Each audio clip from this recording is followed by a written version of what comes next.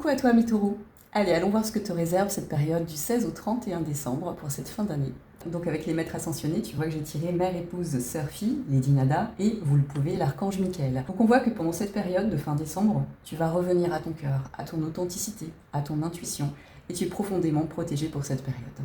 Donc ce qu'on t'invite à faire pour aller dans cette direction-là, avec Lady Nada et l'archange Michael, c'est de revenir à l'amour de toi, comme je te disais, mais aussi à couper ce qui t'alourdit encore.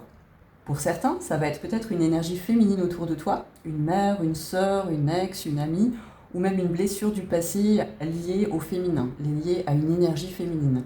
Quelque chose qui aujourd'hui t'empêche encore d'avancer et que tu dois lâcher pour t'alléger et avancer pour le mieux.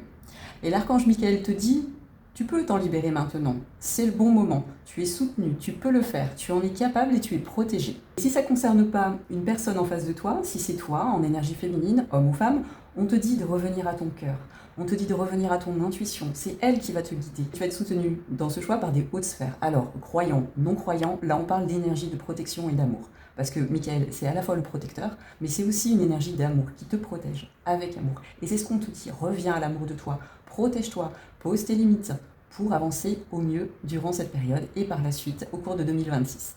Ensuite, j'ai tiré le 3 de bâton avec un ibis rouge qui me fait vraiment penser que quelque chose arrive dans la matière pour toi. Une expansion, des prises de conscience, d'actions qui vont arriver. Là, tu vas t'ouvrir, tu vas commencer à regarder plus loin, à voir plus grand. Tu vas concrétiser ce que tu as toujours voulu mettre en place. Alors que ce soit vraiment, tu vois, un projet, que ça soit professionnel, que ça soit un lien, mais aussi que ça soit en toi-même. Des choses, peut-être des prises de décision. Par exemple, prendre soin de toi. C'est peut-être aussi sortir de certaines addictions pour revenir à l'équilibre, tu vois, une responsabilité que tu as envers toi avec la justice. En tout cas, tu poses les bases pour cette période, pour quelque chose qui compte pour toi profondément, que tu as peut-être dans la tête depuis un certain temps d'ailleurs. Mon chat confirme. Puis ensuite, on a la carte de la justice. Alors là, c'est toi face à toi-même. Qu'est-ce qui te sert aujourd'hui? Qu'est-ce qui ne te sert plus pour ton chemin de vie? Tu te réalignes, tu reconnais ta valeur. Tu vois, l'habillé de blanc, c'est de la pureté, c'est une purification. Enfin, voilà, on a un petit coucou de Paichi. Donc tu vas reconnaître ta valeur. Tu vas comprendre ce que tu mérites vraiment.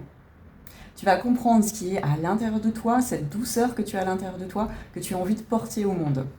Et donc pour finir, le 2 d'épée, une carte de choix. Donc sur cette carte, tu vois, il y a un coq. Et donc on voit ici que le coq, il détourne la tête de ses 2 épées. Il refuse de faire le choix de se battre avec son ego. Ce que je ressens là, c'est que tu vas te détourner des conflits inutiles. Tu vois, on arrive aux fêtes de fin d'année et parfois, souvent, aux fêtes de fin d'année, c'est là aussi qu'émergent les disputes, les conflits, les secrets de famille qui réémergent, ça peut être des bonnes choses. Mais là, ce que je ressens, c'est que toi, tu vas tourner la tête. Tu vois, Mickaël tourne la tête ici. À droite, tu regardes vers le futur. Là, à droite, tu regardes vers le futur. Tu as fait ton introspection pour le passé. Tu as regardé en toi. Et toi, ce que tu veux, c'est aller de l'avant aujourd'hui. Tu ne veux plus rentrer dans les conflits inutiles. Et là, je pense que tu vas choisir avec le cœur de te choisir. De choisir ce qui te nourrit. Et ce qui te nourrit pas, pouf, tu tournes la tête. Et tu... C'est pas que tu veux pas le voir, c'est que tu veux pas rentrer dans les conflits inutiles, en fait. Voilà, vraiment, ce que je ressens là, c'est que tu vas faire un choix pour toi. Pour ce qui te porte, pour ce qui te nourrit, et plus pour ce qui t'affaiblit.